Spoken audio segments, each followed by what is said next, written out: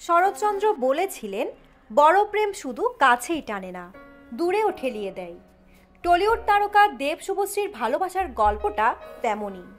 সিনেমায় অভিনয়ের সূত্র ধরে একে অপরের কাছে এসেছিলেন তারা, প্রগাঢ় ভালোবাসার বন্ধনে আবদ্ধ ছিলেন।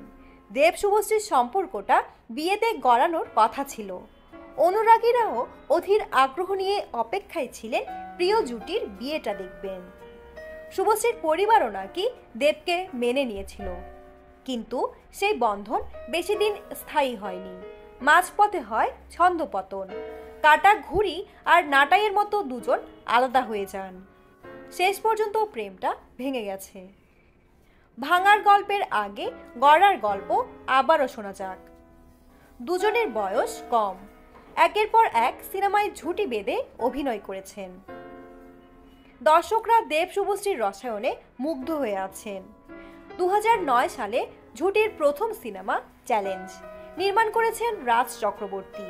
বলা চলে, রাজ চক্রবর্তীর আশকারায় দুজনের প্রেমের গোড়াপত্তন ঘটে। ছবিটি ব্লকবাস্টার, এরপর আর পিছনে ফিরে তাকাতে হয়নি তাদের। পরাণ যায় জলিয়ারে সিনেমায় কাজ করার সময় দুজনের প্রেমটা জমে ওঠে। সম্পর্কটা পারিবারিকভাবেও গড়ায়। বিয়ের আগেই সম্পর্কটা চুকেও যায়। হঠাৎ কি হয়েছিল দেব শুভশ্রীর? মাখো মাখো প্রেমে ছেদ ঘটল কেন?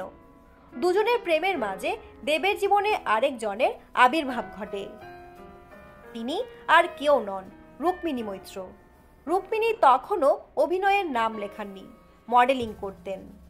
রুক্মিণীর সঙ্গে দেবের সম্পর্কটা গোপন থাকে না, শুভশ্রীর কানেও যায়। এরপর থেকে দুজনের মুখ দেখাদেখি বন্ধ, প্রেমও ভেঙে যায়। 2013 সালে মুক্তি পেয়েছে দেব শুভশ্রীর ঝুঁটির শেষ ছবি খোকা 420।